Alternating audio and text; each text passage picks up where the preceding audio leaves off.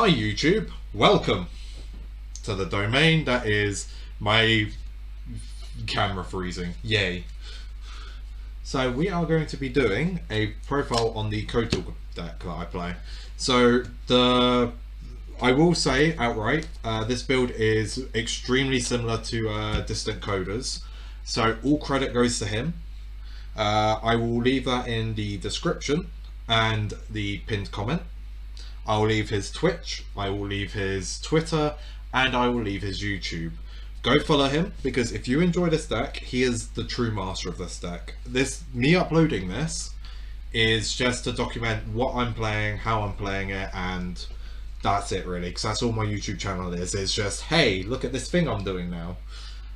So I'm going to do 2 deck profiles in this particular stream I'm doing. I'm going to do this, and then another deck that I'm really enjoying, and we will go from there.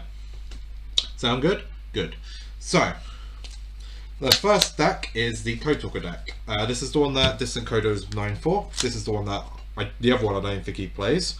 So we're going to go through the main deck first. We're going to go through starters, then we're going to go to extenders, then we're going to go into cards that are more just for the combo itself, and then we're going to go into the couple of generic cards, and then we'll go into the extra deck. And then after the extra deck, I will show you the combo itself. Sound good? Sound simple? Good. So for the starters, we have Triple Lady Debug. This just searches out any Cyberse. So you're mostly searching stuff like your, microcoder and maybe an extender if you need it. Talking of microcoder, that is our next starter, because any normal 7+ microcoder equals half if not all the combo. So we're quite good there. We're then also running these 3 as the starters. So the Grista is Code Exporter. The reason being is Code Exporter is not in the TCG yet, but I'm not taking this to locals. If I was taking it to locals, I'll probably take this out and run a second radiator or a second generator or maybe another extender. But for now, we're playing the Exporter because it's kind of essential to the way I personally play the combo. So that is all the monster starters. If you know anything about Code Talkers, you'll know why they're the starters. If you don't, Microcoder, Code Generator, Code Exporter, and Code Radiator, if you're link summoning a Code Talker specifically, you're able to use them from hand as link material. And they all have an effect. For example, Microcoder, if it's used from the hand, will search a Cynet Speller Trap. Code Exporter will, if used from hand, will send a Cyberse to grave. Code Exporter, if used from hand, will add a Cyberse from grave to hand. And the Code Radiator will, if used from hand, will target a monster on your opponent's side of the field and change its attack to 0. So, yeah. Next, we're going to go to the other starters. These are the spells and traps. We're going to run Cynet Codec as a starter, because you would love to see this in hand, like in your beginning hand, but it's not terrible if you don't, because you can search it off the microcoder. But if you have it already in hand, this allows you to Ibly lock in 2 summons, and we'll go over how later. Next, we will show you Cynet Mining as the last starter. So Cynet Mining is basically like Lady Debug, but it requires a discard, but it doesn't use your summon. So you're able to Cynet Mining, discard a card that you don't care about, search Lady, Lady summon search will allow you to get a microcoder, and off of 1 Cynet Mining and a discard, you've already got half the combo.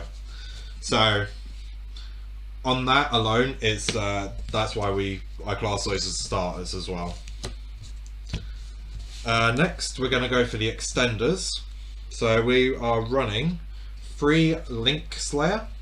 So on your first hand, you're able to special summon this without even thinking. So you're able to special summon Link Slayer and just go, hey, you know, I summon this. It's a Twin Twisters as well as just an extender in the sense of I'm able to continue my Link plays. So it's good going first and second, hence why you run 3 of it and you don't side it. Next, we're going to run 2 Mathmech Sigma. So Coder's build, because as I'm going to put all of the links in the description and a pinned comment, he's only running 1 of these.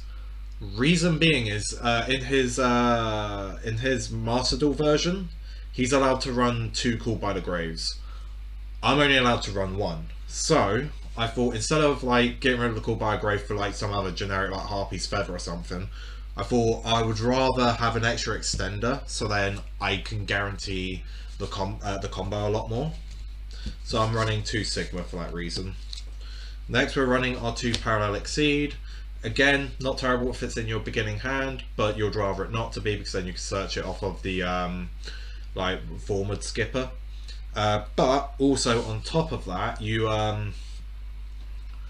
if it's in your first hand and you've got both, that's kind of bad, because obviously you need at least 1 in deck to use its effect. So it's not ideal, but it's not terrible. So then next we're running our single Dotscaper. This is an extender off of like say Code Generator, send Dotscaper effect, special summon itself. It's just an extender for that reason. Next we're running our single copy of Gachiri at Ignista. So the reason we're running Gachiri is it's a extender, and on top of that it's searchable. Basically everything in this deck is searchable. But Gachiri is an searchable that if it's used to link summon and you have your Firewall out, you can make your Firewall undestroyable basically. So yeah, Gachiri is really well used for that reason. Next we have our Scripton, another searchable extender that basically goes banishes 1 Cyberse from grave to summon itself, and then when it's used for links, you can grab the banished Cyberse and put it back into your deck, so you can reuse one of your Cyberses in grave if need be. We've got Link in for a flyer, which is the win search if we have Exporter in hand. And it's just another basic generic searcher, extender. Cyberse Converter, same thing as if you have Forward Skipper in hand, it's another searchable light, and it's a generic searcher, extender. Then we have our final extender, which is Sea Archiver, which you tend to use at the end of the turn, because then Sea Archiver will give you the end of the lock, and will also give you like a slight extension at the top as well. Again, when I go through the combo later, you'll see. Next we're going to go for the combo pieces that aren't classed as extenders or starters. For example, I would say Ibli counts under this. You run 3 because this is your lock. You want to have Ibli on your opponent's field at some point during your combo. So yeah, you run 3, you either dump it off Code Generator and bring it back with Splash Mage, or you search it with Codec on Code Talker and then have a optimization, which is this card, and then normal summon the Ibli and link away to give them the Ibli. Basically you're always going to Ibli lock, it's more are you going to be able to Gachiri Ibli lock. I find sometimes I have issues doing both Gachiri and Ibli, but I'm almost guaranteed the Ibli, which is quite nice. So that's that. Next we have the Forward Skipper, which again isn't an extender because it can't special summon itself, it's just a searcher really at some point, but it is essential to the combo. So I wouldn't call it an extender, I wouldn't call it a starter, that's why it's here. Next we have our Salamangreat Sanctuary, same thing, it doesn't extend your plays, it just helps keep the Ibli lock there, because you can change monsters' attack points to link monsters' attack points to 0. You'll end your board with only links, and 0 against 0 equals they will bounce off each other, so they can't just crash their Ibli. Their Ibli will never crash. It's really good. So they have to get rid of it in other means. And then we have our one-signer Conflict, because it's very good. You tend to want to open it rather than anything else, but it is searchable if you already have optimization and codec. And it's basically a trap that goes no, and you also can't use that effect for the rest of the turn. So if it's like a non-once per turn effect, you can go no, and they'll never be able to use it again for that turn. That's not bad. And because it's a counter, it has a good spell speed. Then we have our Triple Ash, we have our 1 Called By, and our 1 Monster Reborn. So Monster Reborn can give you the very best board you can have, but if you don't draw it, it's not the end of the world. Called By is just so they're less likely to be able to stop your combo, and Ash Blossom is if you go second, you can kind of fuck up their combo. And that's it for me. It's not bad. It's mostly focused on the combo itself, which again I will show in a minute. So I am proxying the exporter for the sheer fact of it's not out in TCG yet, but we should, fingers crossed, because we're getting Heat Soul at that point, we should hopefully get exporter in the Ghost from the Past set that's coming out in like a month. Next, we'll go into the extra. So I'm going to go in order of what you use in the combo, because that's how I tend to remember the combo, because it's a little convoluted, but it's basically in the back of my mind now. I know exactly what I've got to do at all times. So you have Code Talker, just a generic Code Talker. This is the first one you go into to be able to get off all your effects. Then you've got your transcode to bring back the Code Talker to then bring in your Xcode. So one of each of these so far. Code Talker inverted, one of. Talkback, one of. Shooting code, one of these. And then you want one Firewall. You want one Splash Mage, one Trigate, one Link Devotee, two Balinks, one Secure Gardener, one Linger Evo, and one Access Code. Now, the extra deck is a tiny bit pricey because of the Access Code, but I will say the rest of the deck is cheap, and you need the Access Code for this deck. So I would say this deck is the same sort of budget as a basic Prank-Kid deck, not like the most expensive Prank-Kid deck, which is the Adventure Token version.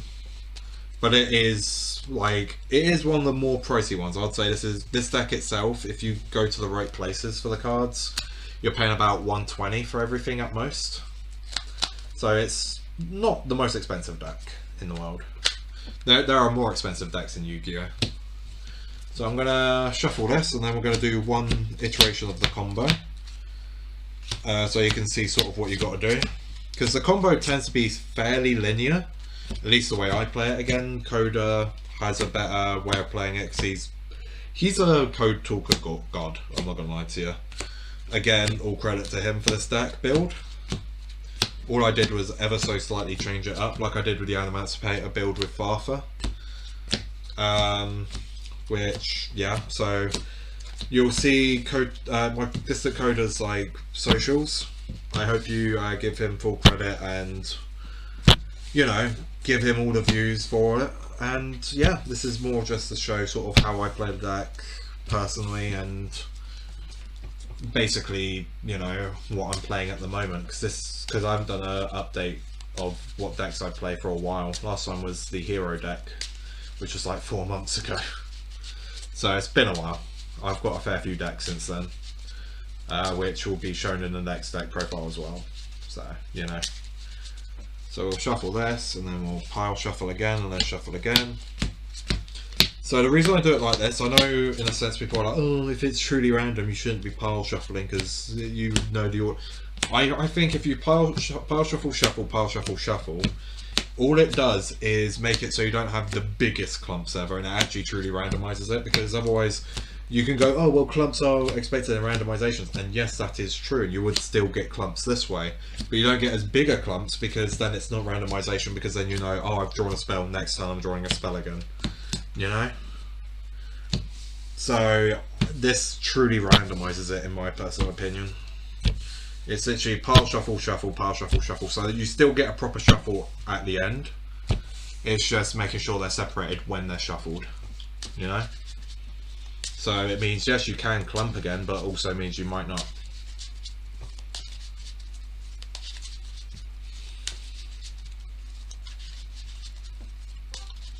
So we do that.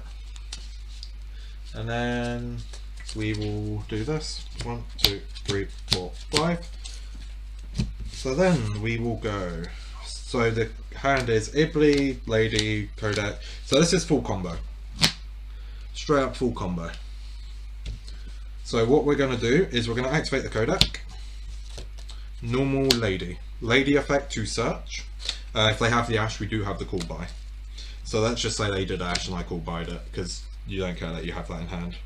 Technically I should have specialed that first, so let's pretend I did that, because yikes. But yeah, we special that, call by it and Ash that they're going to use. Get ourselves the microcoder. then we will microcoder the lady debug, going into the code talker. We will codec chain link 1, actually no, we'll microcoder chain link 1, codec chain link 2. You'll see why. So if they have any interruption, which again we call by dash, so they wouldn't have an actual interruption, but whatever interruption they have, we have chain blocked the code, the microcoder, because that's the one we care most about. So what we'll do is, there's only 2 darks in deck, and I don't really, so we don't want to give them free information, but we kind of have to here because we don't really want a second Ibli. So we'll search the microcoder off of the codec, and then we will also search SciNet optimization here, because then with the SciNet optimization in hand, I'm going to be able to optimize, bring out the Ibli link into transcode. So transcode is what, summon 3? Yeah, transcode is summon 4 actually. So then I would codec target transcode Ibli effect. Ibli on their field, technically I've summoned 5 times, but now I have an Ibli, they can't Nibiru me. And I would search the generator. So I've even played around the Nibiru, which, if you can't play around the Nibiru, this deck kind of dies to it at certain choke points, but even then, like, you could probably make a somewhat okay board. So then we've done that. That allows us to activate the effect transcode, bring back the code talker underneath where it's pointing to. We will then code generator, link it away, going into the X code. We will chainlink 1 codec, chainlink 2 generator, chainlink 3 Xcode. So it doesn't matter the order too much as long as Xcode is the one that resolves first, because then the only thing they can respond to once again is the Xcode. So then what we'll do is make this zone just above the transcode unusable. We will dump. We've already sent the we've already sent a Ibli to their field. We don't need any extenders really, because I've still got an extender there. But we do need to send something because we're going to use the effect anyway. So I'm going to dump C Archiver, because C Archiver is actually good engrave. And then we search, because it's the proxy, I have to make sure I emphasize why. We'll search the exporter because it is the wind version of microcoder. So Xcode Talker is a wind. You're able to search the Xcode Talker, that of the Xcode Talker. Oh hey, it's going okay. I'm just I'm just doing the video for YouTube, babe, because this is the only way I can do it. So that's how you do that. And then with Grista, well, it's Grista, but Code Exporter in hand, I can now link the transcode away to create Code Talker inverted. So this is where it matters. Inverted has to go first, so that has to resolve last. Okay, so we will 100% inverted here, then codec, because then codec will search the thing that I'm going to summon off of the inverted. But then also I will chain the exporter to basically chain block. But again, if they don't negate it, you can get a good +1 off of this, which personally, just to be safe, I'm going to add the Archiver as the +1. So then do that. We will then search a light, which I'll search the Formed. And then the inverted will special summon a monster from hand. I'm going to special the Formed I just searched, which again is important. Also pay attention to where I'm putting all my cards, because it matters where your placements are. So then you'll link the Formed to go into the Talkback Lancer. Talkback Lancer doesn't have an effect that we care about at the moment, but it gives us part of the U-Link, as you can see, and we're also going to use Formed Skipper's effect to search a level 8 or lower. Now, because I've got so many extenders already, so I've got the Link Slayer as an extender that's on the field. I do, yeah, I'm not gonna, let me think about this one for a sec. That plus that, that gives me that. Oh, I've got a double extender actually, because that gives me that. And then that will give me that. That will give me an extender in that form. So yeah, I'm going to search I'm going to search Get Cheery at Ignister. This is, yeah. So Get Cheery, as I explained earlier, has the effect to make it so Firewall is unaffected by everything. So what I'm going to do now is link my links layout and code talker inverted to make shooting code. I will then codec chain to get a water to hand. I've already got the C archiver you would normally search off of this. So instead, I'm going to search my Scripton. So then with Scripton, I now have the extender I need that will get me whatever I need here. Because what we do is we will think, that into that, that into that. Yeah, we're playing with fire here, but I think we can do this. So that into that plus that equals that straight away. Then that plus that equals that. Yeah. Yeah. Plus that. Wait, hang on. Sorry, I'm just trying to work this out because as I said, I've never got, this is an alley I haven't gone down, this particular line, so I'm trying to make sure I can get everything done. So we've got all of this so far. Then we need to make Firewall with the Get Cheery. I think that's the next move no matter what, yeah. So Get Cheery, target shooting code, special itself, because then we can bring it out the Firewall. So now we have the Firewall and it's now unaffected due to Get Cheery effect. Next, I will banish microcoder. Actually, no. Banish the Lady Debug. I don't care about Lady Debug. Do special Scripton. Okay. That into that. Yeah, that works. Let's link these two to create the Splash Mage. There we go. Firewall effect will bring back the C archiver. And then effect a Splash Mage, also that gets shuffled back in, we'll bring back the Forward. Okay. Yeah, we're playing this, right. Because then I can link these two away to create the Trigate,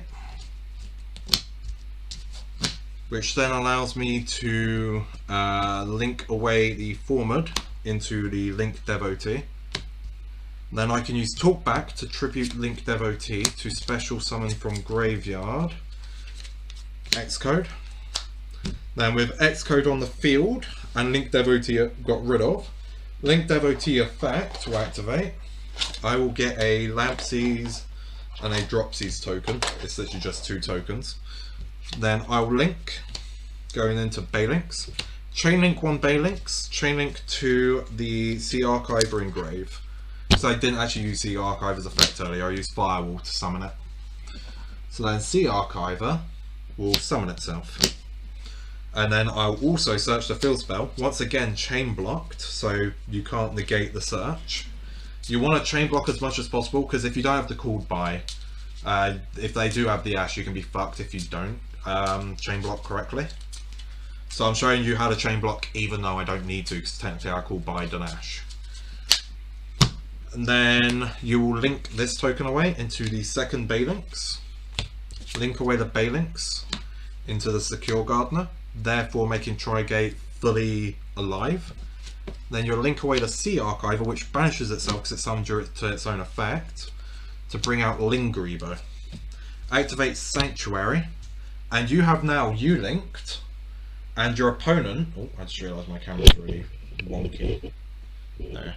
But yeah, you've now U-linked, and your opponent can't like activate... Well, they can activate a trap, but you can negate it. They can't special summon unless they link summon, which they can't. I have a bounce in case they try to normal summon to crash into the talkback and whatever. But if they try to crash with the Ibly, I have the Sanctuary to change whatever one they attack into a 0, so they just bounce off each other.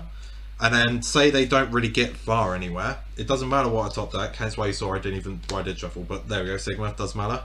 Because what you do here, with the microcoder I have left in hand, which bear in mind I can add off a Firewall effect from Grave, I will link again, to go into access code here. And therefore, I've kept the entire U-Link in case I don't somehow punch for game here. But I can punch for game here. And I have so many different attribute link monsters in the graveyard that access code can pop literally everything, including their life dreams. This deck is crazy. So this is how you play the deck. This is how I've been playing it. I've been playing it at locals like this for a bit. Not like full like locals for the sheer fact of obviously Exporter ain't out yet. But I've been kicking ass with this. I've been enjoying it. It's a really fun deck. So yeah, as I said, full credit goes to Distant Coder for this. All of his socials and YouTube and Twitch and that will be in the description, and I'll also make it a pinned comment too. Hope you guys enjoyed seeing how dumb this deck can be. Obviously you can see how dumb it is with his build as well, because I think he's got an updated build for TCG which he uploaded recently. And yeah, it's really fun deck. So yeah, I was going to do this video earlier, but I had to wait a month because how many fucking copies I had to order because post office is fucked to get my transcode. Transcode took fucking forever to show up. So fun. But yeah, that's the deck. That's how I've been playing it. You use up basically your entire extra deck in one turn. It's really fun. It's really fun. So that's the end of this video. Hope you guys enjoyed, and ta-ta.